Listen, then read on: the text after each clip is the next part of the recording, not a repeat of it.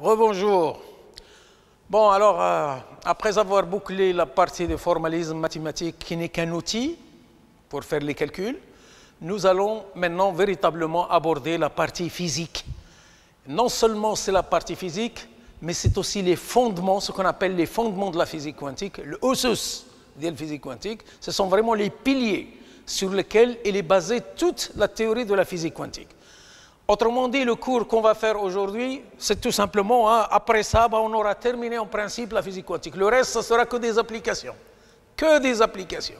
Mais tout le cours, il est fondé sur ce qu'on appelle ici les postulats, que nous avons déjà introduits d'une manière indirecte.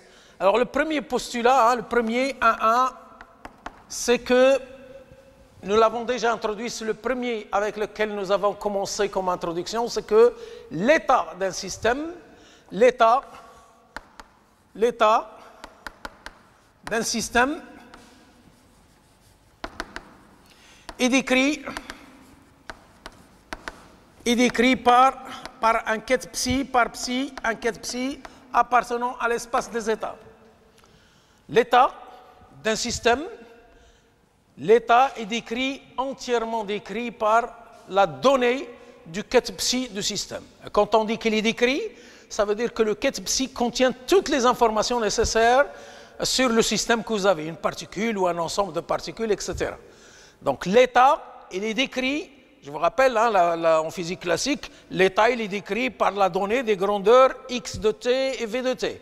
Là, en physique quantique, l'état, il est décrit donc par un quête psi appartenant à l'espace des états. Et bien entendu, on exige de ce psi à ce qu'il soit linéairement superposable. D'ailleurs, le premier postulat, c'est tout simplement le principe de superposition. Le deuxième, ça c'est donc le premier postulat, c'est pour la description de l'état. Deuxième postulat, c'est la description de la grandeur physique. Alors, l'état d'un système donc est décrit à toute grandeur physique, à toute grandeur physique mesurable, à, on associe un opérateur, on associe un observable, tout simplement c'est la description de la mesure, on associe tout simplement associé un opérateur linéaire A, on associe un opérateur linéaire A qui agit dans E et qui est inobservable.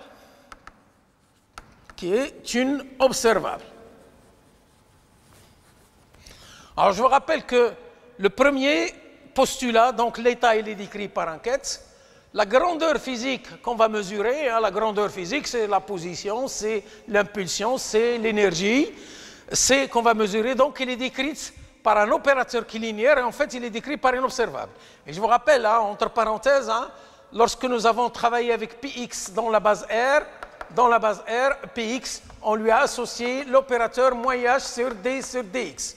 Ça, c'est une impulsion suivant la dimension x, et on lui a associé tout simplement l'opérateur moins h bar d sur dx. Et à P en vecteur, c'est tout simplement moins h bar nabla. Il ne faut pas croire, donc P dans la base R, et voilà, donc ça c'est le deuxième postulat, c'est un opérateur qui est inobservable. Qu'est-ce que c'est qu'un observable? Je vous rappelle, un observable, c'est tout simplement un opérateur linéaire tel que les vecteurs propres forment une base. Alors, à ce stade ici, on peut déjà faire une remarque fondamentale entre une comparaison entre la physique classique et la physique quantique. Pour la physique classique, pour connaître l'état, il faut connaître les grandeurs. Donc systématiquement, si on veut connaître l'état, il faut connaître les grandeurs. En physique quantique, c'est totalement différent. L'état, il est décrit par une fonction d'onde, par un quête psi, et la grandeur, il est décrite par une observable. Donc ça n'a rien à voir. Alors que pour la physique classique, la connaissance de l'état suppose qu'on connaît les grandeurs. Là, c'est totalement différent. Donc le premier postulat, on l'a décrit. Le deuxième grandeur, maintenant, quand je mesure A, c'est le troisième postulat, c'est les prédictions, c'est les mesures, quand on mesure.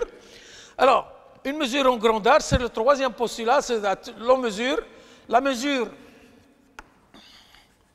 de A, si, dans la mesure de A pour un système dans un état psi, hein, pour dire la mesure de A dans un état psi,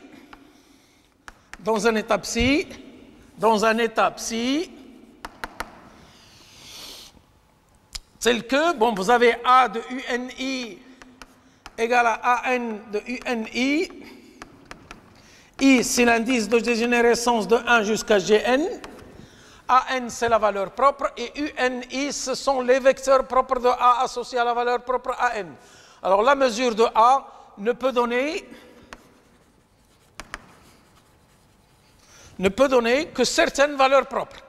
Ne peut donner comme résultat que des valeurs, ne peut donner comme résultat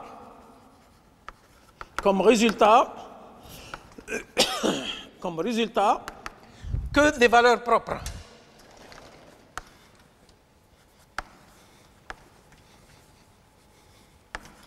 Que des valeurs propres. Certaines des valeurs propres. Alors, l'état d'un système est décrit par enquête psi.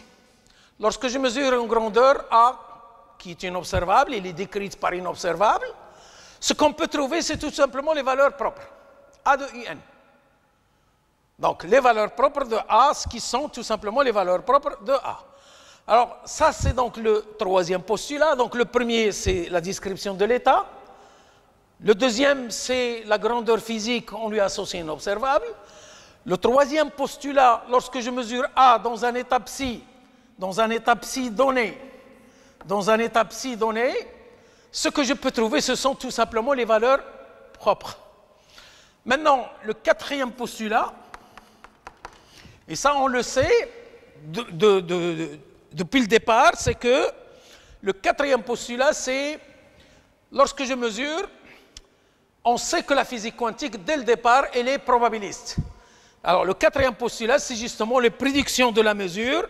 C'est lorsqu'on mesure A dans un état psi, alors, la mesure de A, la probabilité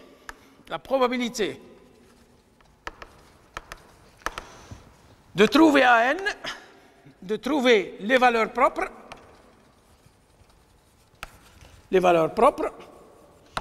alors, pour un système discret, dans un système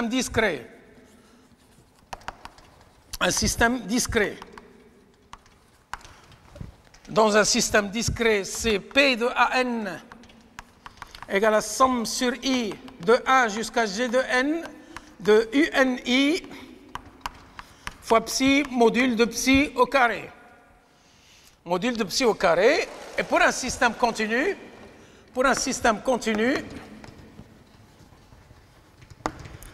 P de alpha, D de alpha, la probabilité de trouver la particule avec alpha dans un domaine alpha, c'est tout simplement V alpha psi module au carré D alpha. Alors, je vais m'attarder juste un tout petit peu ici. Donc, pour un système discret, lorsque je mesure, on trouve les valeurs propres. Les valeurs propres, on va les trouver avec une certaine probabilité.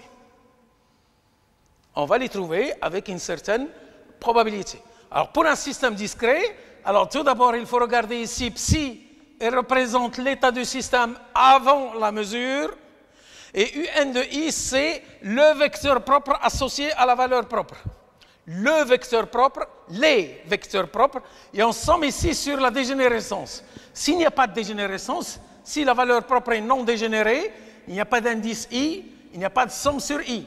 C'est tout simplement, alors c'est donc, psi, c'est l'état qui décrit le système avant la mesure, et UN, c'est les vecteurs propres associés à la valeur propre UN. Bien. Alors, donc on a progressé, on écrit l'état par un système psi, l'état il est décrit par enquête psi, par une fonction d'onde, qui contient toutes les informations sur le système que vous avez à étudier. La deuxième des choses, c'est qu'une grandeur physique mesurable, on lui associe inobservable. si je mesure cette observe, cette grandeur physique, ce qu'on obtient, c'est les valeurs propres. Ces valeurs propres, on les obtient sur le quatrième postulat avec une certaine probabilité donnée par cette formule. Et bien entendu, quand on va mesurer, on va perturber le système. Il était décrit par un état. On a fait effectuer la mesure. Donc lorsqu'on effectue la mesure, on perturbe le système. Donc il n'est plus décrit par psi. Il sera décrit par le cinquième postulat. Alors après la mesure, donc on mesure A dans l'état normé. Après la mesure, on va le donner ici la mesure de A dans un état psi, dans les états. Si la mesure de A dans un état psi, alors ici il faut le marquer ici, la probabilité de trouver les valeurs propres, au psi là je vais le marquer, au psi, et l'état normé, supposé normé à l'unité, normé, sinon il faut diviser par la norme. Normé, c'est-à-dire psi égale à 1. Le psi et l'état normé psi égale à 1. Et l'état normé qui décrit le système avant la mesure. Avant la mesure. Maintenant, on a effectué la mesure, donc on a perturbé le système. Il n'est plus décrit par psi. Si la mesure dans un état psi, dans l'état psi, donne A de n, implique l'état du système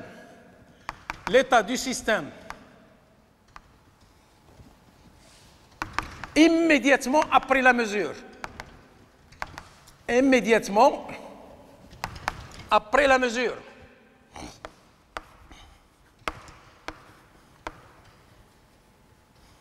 Après la mesure est donnée par psi prime, ce n'est plus psi prime égale à Pn psi sur racine de psi Pn psi, où Pn c'est tout simplement le projecteur sur le sous-espace vectoriel des valeurs propres de la dégénérescence, des vecteurs propres de la dégénérescence. Somme sur i de 1 jusqu'à g de n de UNI. Ça, c'est donc... Alors, et j'insiste ici sur le mot, l'état du système immédiatement après la mesure. Parce qu'on l'a perturbé. Si on l'a perturbé, son état il a changé. Si l'état il est changé, il était décrit par psi, il sera décrit par autre chose. Et si autre chose, c'est psi prime est égal à Pn psi sur racine de psi Pn psi, où Pn c'est le sous-projecteur.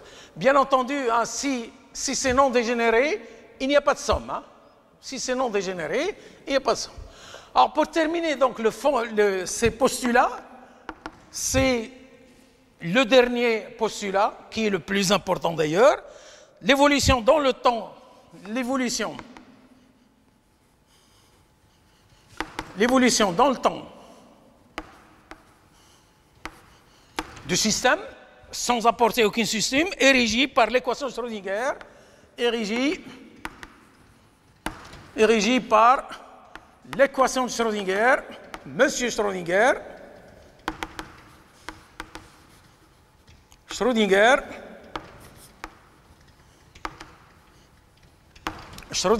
IH bar d sur dt de psi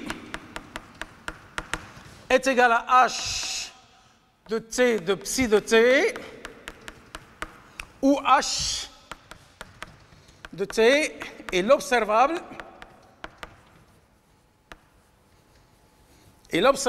associé à l'énergie totale.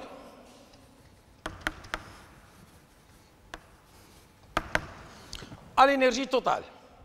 Alors l'énergie totale, s'il y a une particule libre, c'est uniquement l'énergie cinétique. Une particule dans un potentiel, c'est l'énergie cinétique plus l'énergie potentielle. Dans un champ électrique, il faut rajouter l'énergie magnétique électrique, ou bien s'il y a un champ magnétique, il faut rajouter les champs. Donc c'est l'énergie totale du système.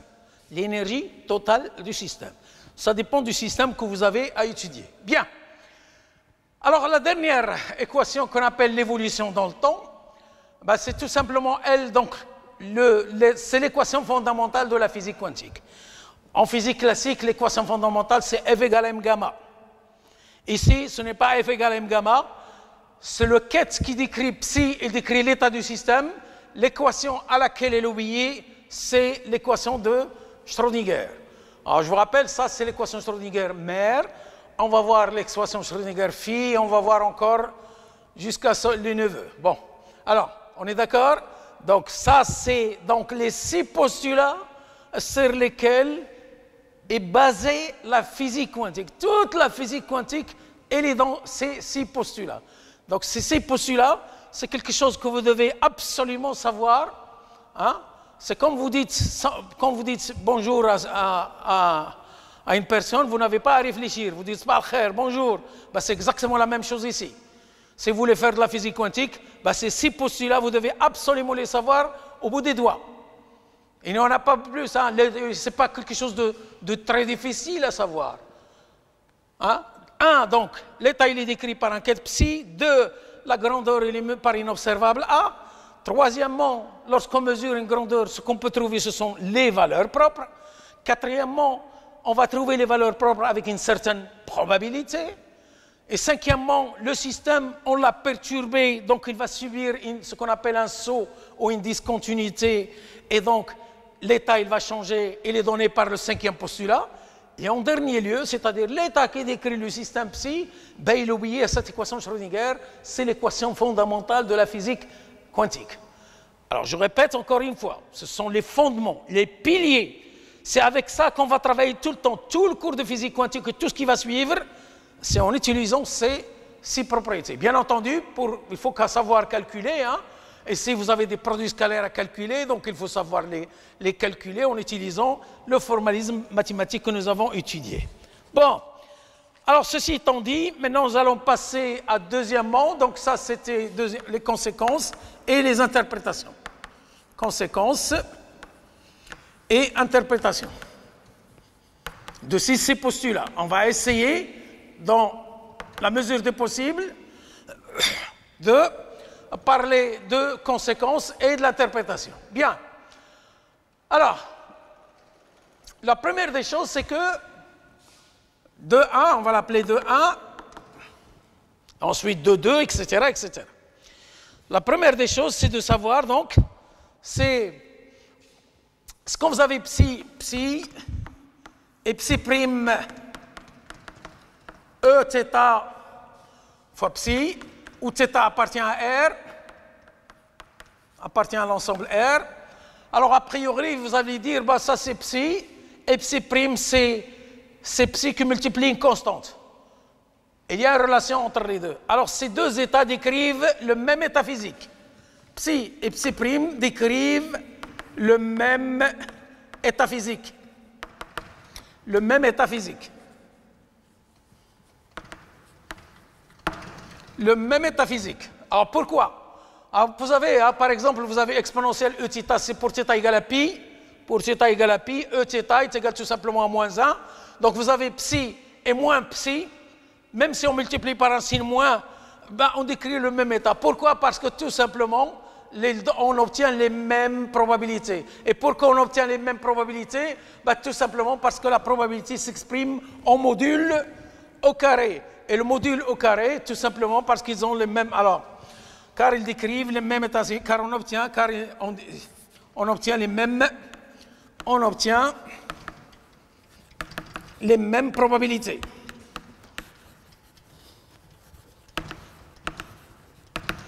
Les mêmes probabilités. Alors, par exemple, là, vous avez ça. Alors, par exemple, là, vous avez psi. À quoi est égal psi prime? Psi prime fois psi prime. Ça, c'est psi prime. Alors, psi prime, c'est quoi? Psi prime, c'est exponentielle, c'est psi exponentielle moins Iθ. D'où implique tout simplement, vous avez alors psi prime fois psi prime, ben, est égal donc à psi fois E moins Iθ fois E plus Eθ fois psi, ben, est égal à psi. Donc, que ce soit, qu'on prend psi prime fois psi prime, le produit scalaire est égal à psi psi. Et ensuite, les modules au carré, la probabilité se déduit en utilisant ici le module au carré et le module au carré de exponentielle. Et en plus, vous avez E I θ en module au carré, ben ça c'est égal à 1. Ça et vous avez 1. Alors ça c'est la première remarque qu'il ne faut jamais oublier. Hein. C'est-à-dire que vous avez psi, ou bien vous donnez moins psi, hein, ça c'est exactement la même chose, ça ne change absolument rien. Ils décrivent le même état physique car on obtient les mêmes probabilités. Probabilité totale ou bien probabilité locale. C'est la même chose. Bien. Alors, deuxièmement, c'est valeur moyenne d'inobservable. Premièrement, dans 2, 2, 1, 2, 2, valeur moyenne d'inobservable. Valeur moyenne d'inobservable A.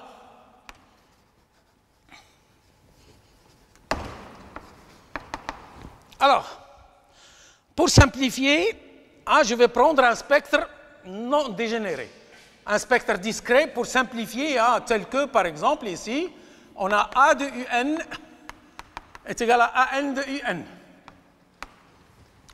En prenant ça, si j'ajoute l'indice I ici et là, ça veut dire qu'il est dégénéré. S'il n'y a pas d'indice I, ça veut dire tout simplement, chaque valeur, vous avez A1, vous avez U1, A2, vous avez I2, chaque valeur propre a un seul vecteur propre, à une constante multiplicative près, et donc, je considère tout simplement, en écrivant tel que je viens de le faire, tout simplement que ce sont des valeurs propres non dégénérées, pour simplifier. Donc, je considère un spectre discret et non dégénéré. Alors, lorsque je mesure la grandeur A, la ce que j'obtiens, c'est les valeurs propres. Le quatrième postulat, il me dit que vous allez trouver ces valeurs propres avec une certaine probabilité. Or, alors, si le système est dans un état psi, je mesure A, ce qu'on peut trouver, ce sont les AN, avec P de AN, la probabilité P de AN, c'est UN fois psi module au carré. Ça, c'est le quatrième postulat que j'ai marqué dans le cas où c'est non dégénéré. Là, vous l'avez d'une manière générale, dans le postulat. Alors, la même chose, mais au lieu de psi, ici, je change psi et je mets UN. Si par hasard, l'état, il est décrit. Je vous rappelle que psi, c'est l'état qui décrit l'état avant la mesure. UN, c'est le vecteur propre associé à UN. Donc, si psi, c'est UN, la mesure de A donnera AN, est égale à P de AN, c'est UN cette fois-ci, fois UN, module au carré, et comme UN est normé à l'unité, ceci égale à 1. Donc, d'une manière générale, le résultat, les valeurs propres qu'on va obtenir sont probabilistes. Il y a un cas particulier où la probabilité est égale à 1 on est sur P égale à 1, la probabilité est égale à 1, c'est lorsque le système est décrit par l'état propre lui-même. Alors, lorsque le système, il ne faut pas l'oublier, lorsque le système est décrit par son propre vecteur, est décrit avant la mesure, par son propre vecteur, son propre vecteur propre. Alors, dans ce cas particulier, lorsque le système est décrit comme par hasard, ou bien si le système, l'état psi avant la mesure coïncide avec le vecteur propre, c'est la seule possibilité pour avoir une probabilité égale à 1. Et si P égale à 1, je vous rappelle que la probabilité comprise entre 0 et 1, si P égale à 1, ça veut dire que c'est une mesure qui est sûre.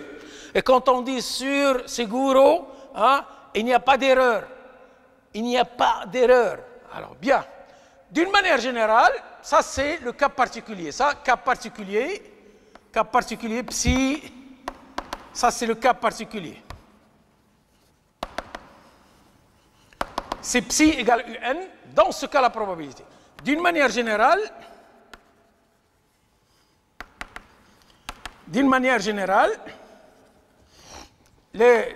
les AN sont obtenus, c'est-à-dire les valeurs propres, sont obtenus avec une certaine probabilité. Avec une certaine probabilité.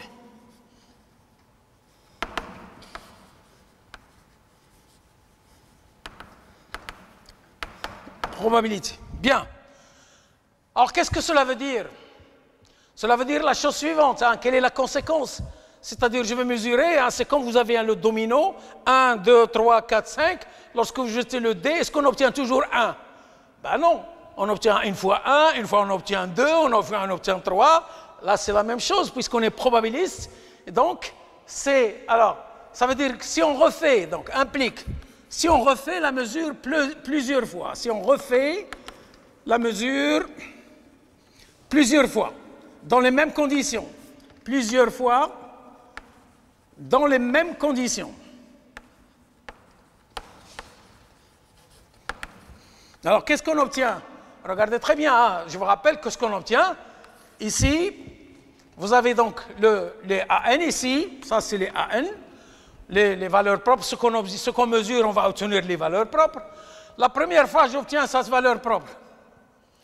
La deuxième fois, si on est sûr de trouver toujours la même valeur propre, si, je dis bien si, ce n'est pas toujours le cas. Si c'est toujours dans la même, je trouve la même valeur propre, la deuxième, la troisième, la quatrième, la cinquième, la sixième, voilà ce que j'obtiens. Mais on n'est pas sûr. Les mesures sont probabilistes. Ça veut dire, une fois j'ai cette valeur, une fois j'ai cette valeur, une fois j'ai cette valeur, et voilà ce qu'on obtient. On obtient toute une distribution de valeurs, hein, on dit toute une répartition. On n'obtient pas une seule valeur.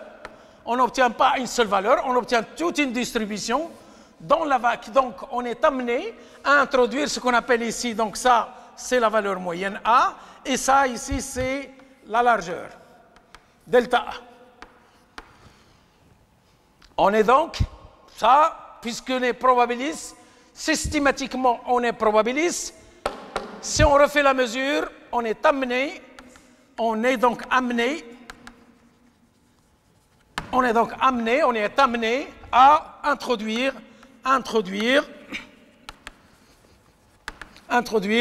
des notions de valeur moyenne. De valeur moyenne, on va la noter A, et d'écart ou bien de largeur delta A. C'est l'écart par rapport à la valeur moyenne. C'est l'écart par rapport à la valeur moyenne. Ça, c'est la valeur moyenne, c'est la valeur la plus probable. Et delta A, c'est tout simplement l'écart ou bien l'erreur par rapport à la valeur moyenne. Je vous rappelle, c'est le fait d'être probabiliste. Le fait d'être probabiliste conduit systématiquement donc à avoir, lorsqu'on refait l'expérience plusieurs fois dans les mêmes conditions, on ne va pas obtenir toujours la même valeur, puisqu'on est probabiliste, on obtient ce qu'on appelle une distribution, une répartition de valeurs, et on est donc obligé de parler de la valeur moyenne et de l'écart, ou bien ce qu'on appelle la largeur. Bien. C'est le fait d'être probabiliste. Je le rappelle encore une fois, la physique quantique, les fondements, ce sont les 6 postulats. À partir de là, on est en train juste d'exploiter, d'interpréter quelles sont les conséquences de ces 6 postulats. Quelles sont les conséquences sur le système? Tout le cours qui va suivre, il est basé sur... Bien. Alors, donc ici,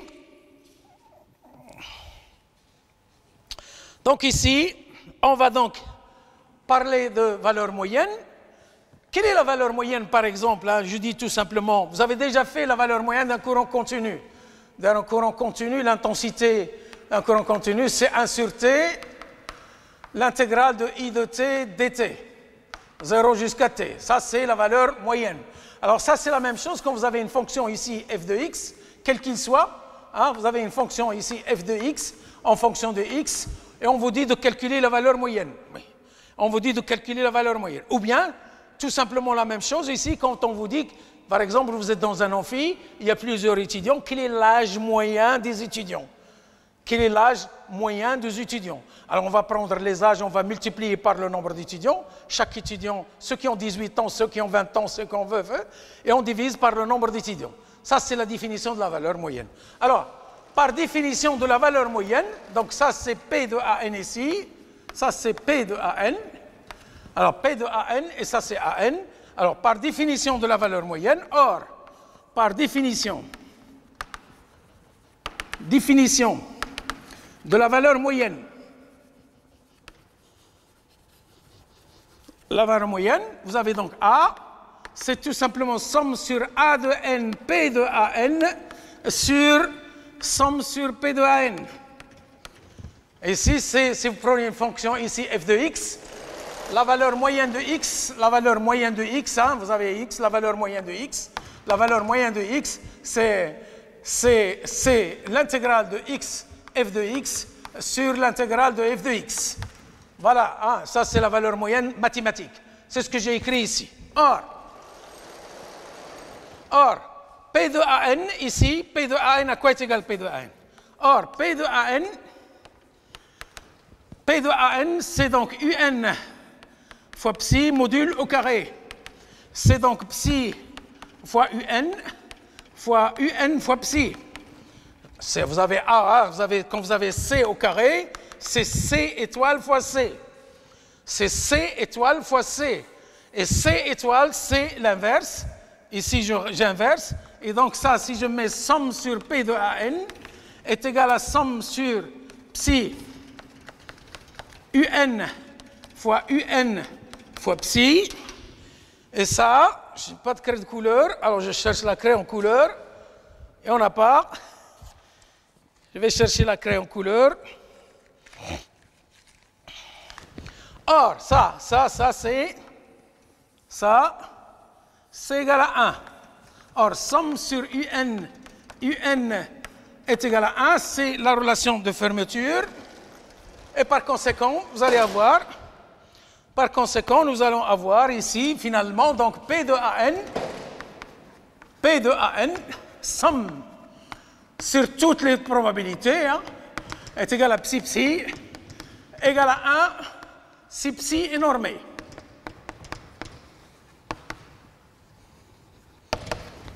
Voilà, ça c'est donc P de AN. D'autre part, donc maintenant, la même chose ici. Alors, comme vous avez ici, alors vous avez A de UNI. A de UN égale à AN de UN. Si je prends le bras associé, c'est donc UN fois A plus est égal à AN fois UN.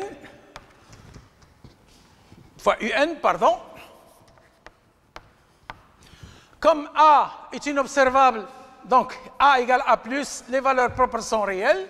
Et dans ces conditions, vous allez avoir donc A de UN, donc P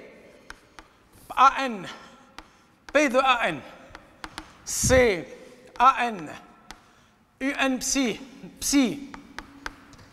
UN fois UN psi est égal à psi UN A de UN fois psi fois UN fois psi. Ça, on le connaît, AN fois psi, c'est AN UN.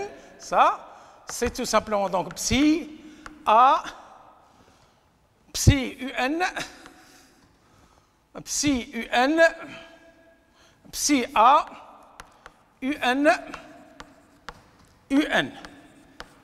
fois psi, d'où somme sur A de N, P de AN. P de AN est égal donc à somme sur N de psi UN psi A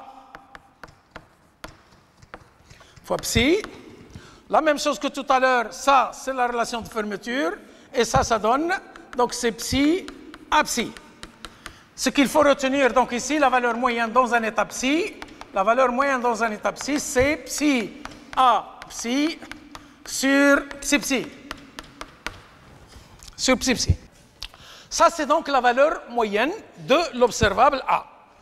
Maintenant, nous allons parler de l'écart.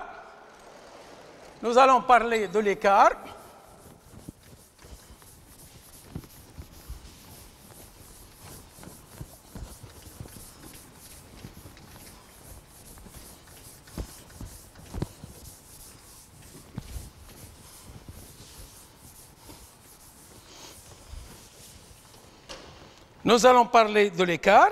Alors en principe, donc l'écart,